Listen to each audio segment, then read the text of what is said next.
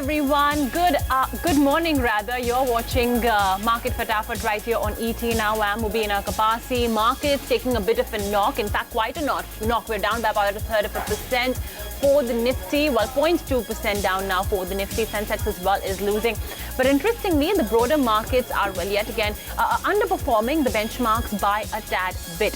That's a quick look at the market setup. But Gautam Chacharya of UBS is betting on select private banking players and believes that the private bank will do better over the long term. Listen in. One of the arguments for betting on private financials is the recovery in earnings because of the NPL cycle turning. But beyond that, also a couple of other points to make there on private financials. One is the next cycle is likely to be much more supportive and amenable to private banks or private financials with retail liability franchise vis-a-vis the last few years where clearly the wholesale funded banks and NBFCs did better. So that's another reason to be positive on the retail liability driven private financials. And lastly, if you look at the next 5 years odd, the competitive environment in general in the financial system could also be supportive of the business mix, etc. they have. So private financials is not just about the optical turnaround in NPL cycle, but also the next 3-year, 5-year cycle also being supportive of them.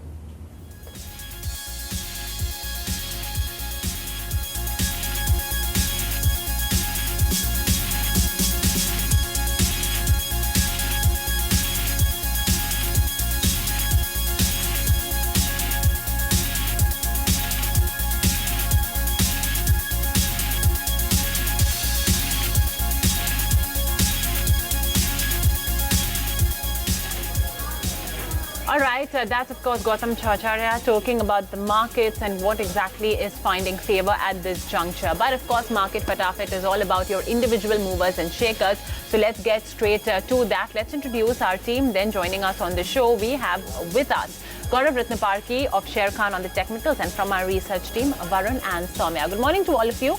And let's start off first with Praj Industries. Today, you're seeing a bit of resilience come by in the stock price. And yes, there was that news from the government yesterday that the cabinet has approved that all-important ethanol hike. However, for Praj Industries, a milestone has been achieved. Remember, it has a proprietary product that essentially has been approved for use in the United States at its very first bagasse-based ethanol biorefinery. That product, of course, pertains to the leftovers of sugarcane after the crushing. It's also used, of course, for paper, but for now, it's for an ethanol-based biorefinery. Not just that. Praj Industries is also going to be opening up 4-5 new factories, so they're going to be pumping in money, capex for that front as well. Praj Industries higher by 2%, and interesting to note, trickle of sugar stocks as well are gaining smartly today in trade. All right, another sector that continues to decline is the Nifty Auto. Unsurprisingly, Gaurav, on account of the sale numbers that came in for the month of August. And as we speak, the Nifty Auto is at the day's low. Your observations on the move seen in a couple of stocks in this index?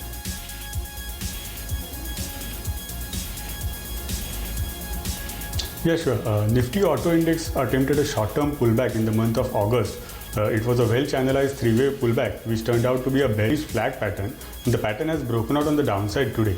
Even the daily momentum indicator has started a new cycle on the downside from the equilibrium line. So I'm expecting fresh round of selling in this sector. And for the index, the short-term target on the downside will be 6540, which is close to its weekly lower Bollinger Band.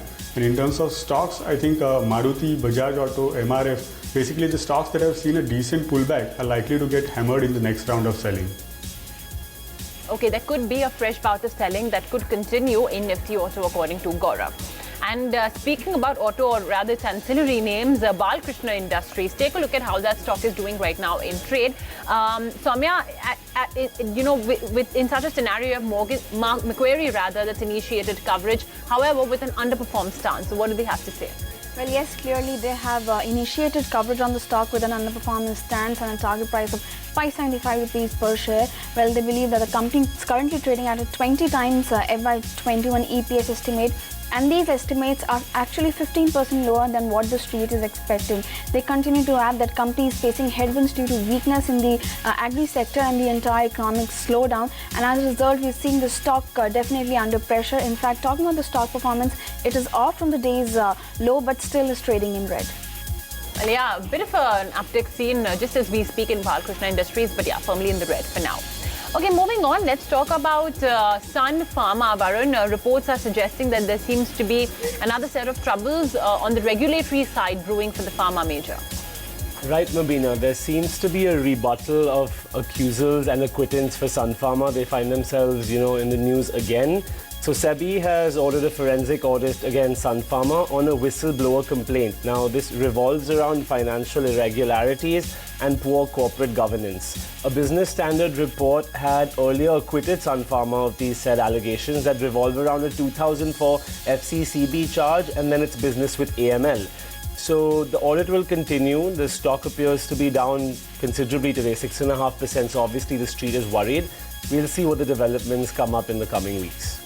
Well, yeah, it's looking like the investors are not hesitating before pressing the sell button now that there seems to be a fresh round of accusations, or perhaps a fresh round of forensic audits that are ordered to be conducted by SEBI, down at 410 rupees. Tata Motors, and we've been talking about how auto stocks have continued to decline, and unsurprisingly, Tata Motors is certainly a big underperformer. While the rest of the auto stocks are losing 1 to 2%, Tata Motors, which ways has been underperforming, continues to do so. It's 4.5% down for this one at 107. So yet again slipped below the 110 odd rupee level. Has been weak for some time, continues to remain weak in today's trading session as well. Remember, the August sales for PV and CV, both segments declined 45% on a year-on-year basis. So the pain continues, except it seems to be more intensified for Tata Motors. Gaurav, IndusInd Bank, today some of the banking names are attempting to recover, but not IndusInd Bank. This one is in the red, along with even Yes Bank for that matter. At 13.15, what do you make of this move?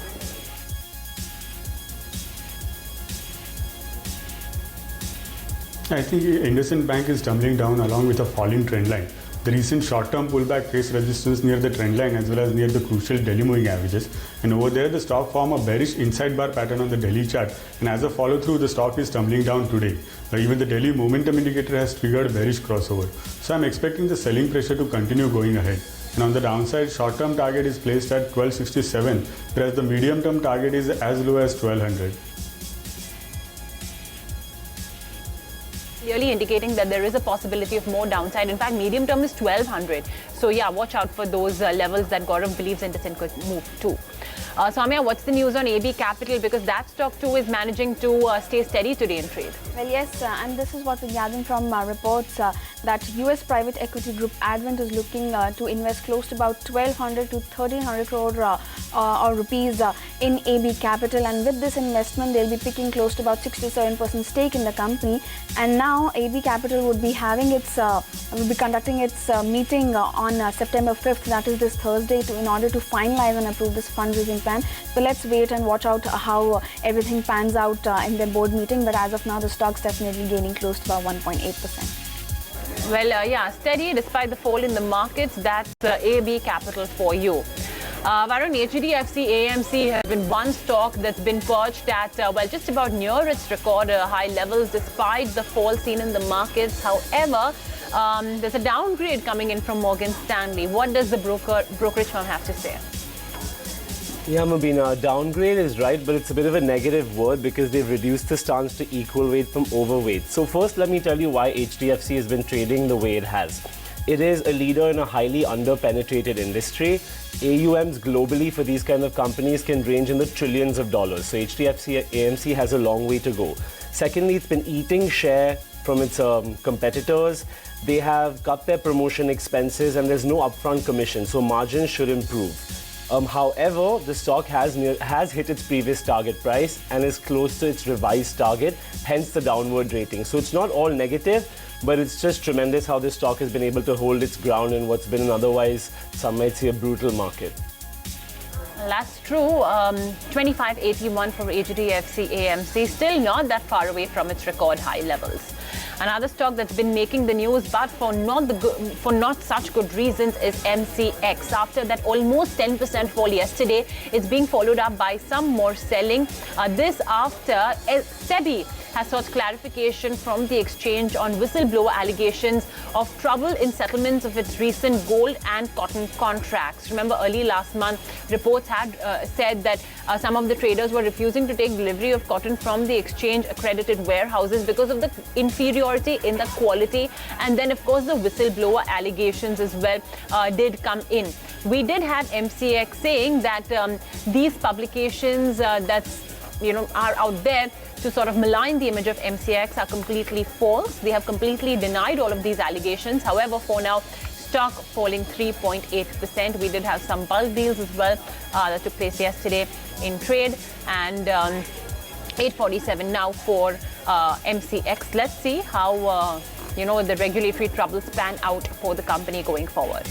And Gaurav, Apollo Tyres, the entire auto pack is in a weak spot. Is there anything different for the auto ancillary names? Because this stock is managing to stay steady.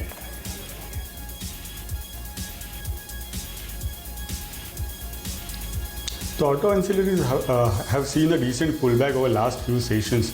However, the pullback is unlikely to sustain for a long. In fact, after a distribution, they can start the next leg on the downside. Similar is the case with Apollo Tyres as well. It has seen a decent pullback after a sharp decline from 205 to 144. And in terms of Fibonacci retracement, it retraced nearly 50% of the fall. And for the last few sessions, it is forming distribution near the key Fibonacci level as well as near the Delhi upper Bollinger Band. The distribution can continue for some more time near 170-175 range. However, once that is done, I think the stock can resume the larger downtrend. And in that case, it can tumble back to its Delhi lower Bollinger Band, which is currently near 150.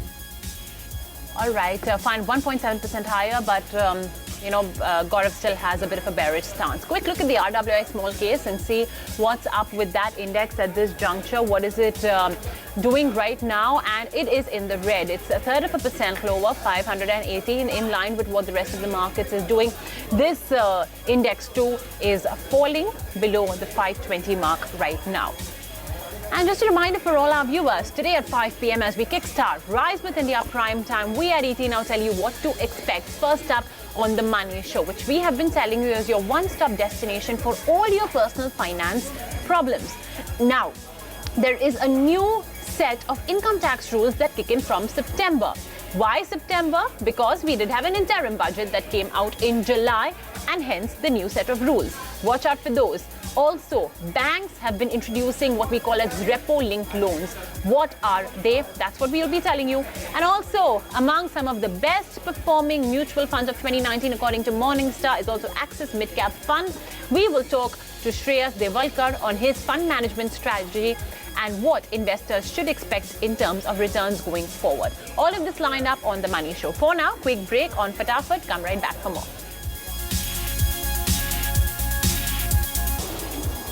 Welcome back. You're watching Market Fatafat on ET. Now, interesting to note that there's been a reversal in the Nifty and the Sensex, and we are in fact in the green.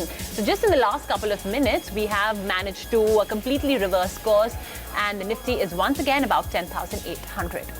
But ET now has been getting you some of the biggest voices to help you cope with the sell-off. One such voice is HDFC's AMC's Prashant Jain, and he shares his views on the slowdown, his top sectoral bets as well to navigate the volatility. Remember, Prashant Jain is one of the best performing fund managers in India. Listen in, and of course, stay tuned to ET now for the full conversation.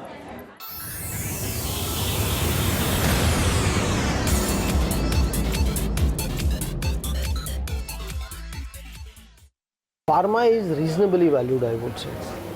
It is not deep value, but I think risk is also limited. And I think Indian companies are very competitive globally, just like in IT. And I think profit should grow from here. But please remember, two things are happening. One, your share in US markets is pretty large. And as I said earlier, export growth for a country like India, 80% export growth comes by way of market share gains and not by market gains itself. So when you are a large part of the market, you can see the Indian business in US generics and IT exports both are now growing in single digits. So you can't lose sight of that fact. Number two, if you look at the local markets, for a variety of reasons, the growth rates in local markets in pharmaceutical industry has come down to close to single digits. Earlier this industry used to grow in mid to high double digits, but those times have changed. It could be because of Jan Aushadhi, it could be because of new players, it could be because of one or two new e-commerce websites which are doing business. It could be because of low inflation. So I think I feel the sector is close to fairly valued. Okay, important news from the global perspective coming in right now after so many weeks of intense protests that have actually hit, that have hit individuals across the world. Hong Kong's leader is finally going to be withdrawing that controversial extradition bill. Remember, after all those protests, we did have a brief pause that was put on the bill, but it wasn't completely suspended. However, now it looks like he's going to completely withdraw the extradition bill. Remember, it was claimed that this extradition bill would basically be putting its fingers on the democracy of Hong Kong that it does tend to enjoy occasionally, if you could put it at that.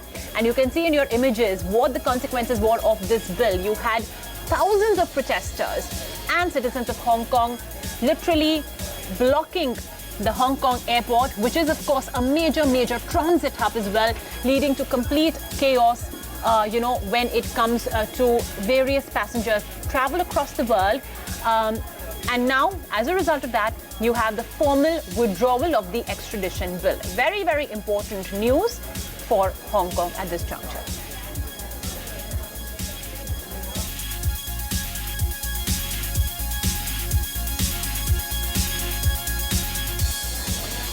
Okay, let's get back to market Fatafat and continue with our countdown. Soumya, Muthoot Finance today seeing a decline in trade. What's the news?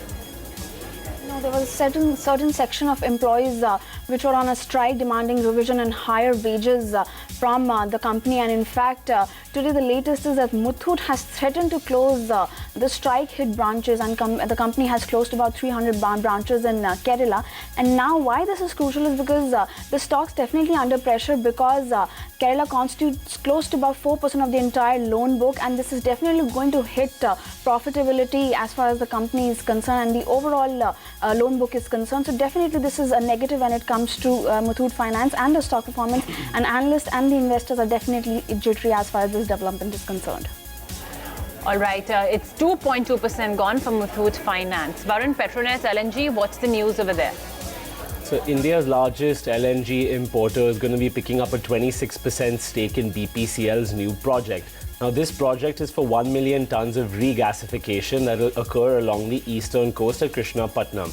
Now, there's no presence of these regasification rigs on the eastern coast currently. These facilities are concentrated on the western coast. So as demand is increasing on the eastern side, there needs to be capex and, the facilitation of gas facilities there. So that's what this whole move is about. The total project will cost around 1,700 crores and should be completed by 2024. Mitsui and NKK from Japan are other possible suitors for the deal. Okay, it's 0.4% higher for Petronet at this point of time, 262 rupees. VST Tillers, look at the way that stock is buzzing in trade. This is 10% of a gain seen just in one day for VST. Now, of course, no blockbuster numbers, from the company. Unsurprisingly, the tractor sales came in at a meager 813 units versus more than 3,000 units in the corresponding quarter. It's a 75% drop seen in the tractor sales. However, interesting to note that it's a completely contradictory move for VST Tillers. In fact, we should catch up with the management and see what they have to as well say, because it's been a massive drop in their August tractor sales. But you can't ignore this contradictory move seen in the stock price of the tractor major. It's 10.7% higher. Gaurav, NIIT Limited, today we are seeing some action on the derivative side of the stock. Your view here?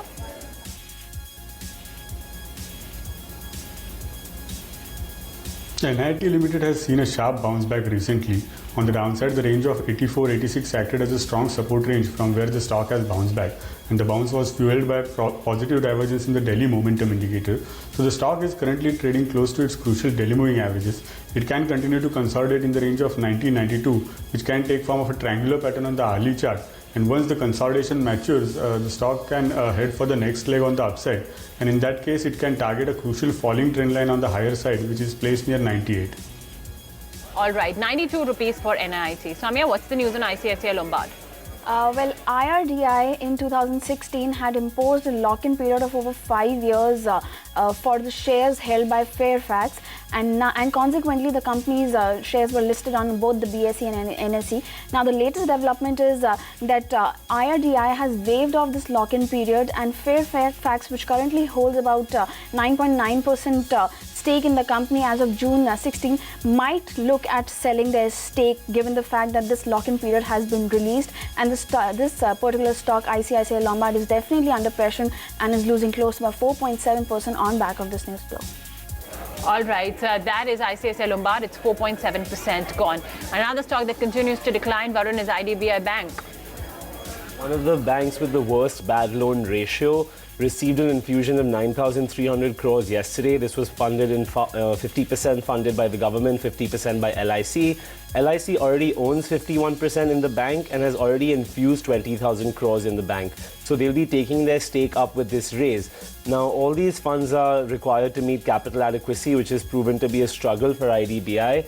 We'll see how the infused capital is used and how it helps to improve the operating metrics of the bank. All right, that's IDBI Bank. Another 3% gone now, just at 28 rupees. Interestingly, remember, LIC had bought those shares from the government at 61 rupees, and now it's at 28.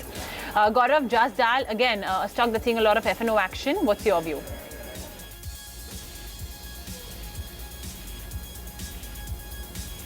Just Dial has seen a small bounce back recently. However, the hourly chart shows multiple overlaps, which means that the rise is a corrective rise and is unlikely to develop into a larger structure on the upside.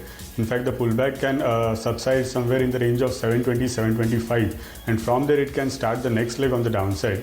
And for the next leg, I am expecting target somewhere around 650-645. Okay, Just Dial 709 now, 1.2% higher. And Soumya, escorts, like we've been saying, auto stocks and their downward trajectory is only continuing. Clearly, yes, and this is the third straight session when we're seeing this downward momentum coming in escorts. Well, this is clearly on back of the big auto tractor sales number, wherein they recorded 16% drop of sales in the month of August, and this clearly is reflecting even in the stock prices. Continuous downfall of the third straight day, and currently losing close to about 6%. 5.5% gone. The selling pressure is only intensifying. And Varun, United Breweries, it looks like there seems to be some not so good news for the industry in general. Yes, Praveen, as you rightly said. So let me begin with the not so good news. The not so good news is that now 8-day-old beer bottles are no longer consumable and need to be discarded. So what this is going to do is put a significant load on the inventory. All these companies, and United Breweries especially, is going to need to come up with just-in-time inventory, which will probably load the working capital, need enhanced SAP and a lot more management in general to avoid wastage. Now, as if this was not bad enough, Bush ABV has been recently banned in Delhi for up to 3 years on tax evasion, local state tax evasion. So that's a bit of a lifeline for breweries, in that a serious competitor, the world's largest brewery, will be absent from a key market like Delhi, at least for the near term. Okay, on that note, we're out of time. Gaurav, Soumya, Varun, thank you for joining us. Sharp recovery in the Asian markets post the withdrawal of the extradition bill. Coming up next to take all the market action forward is Market Settlement.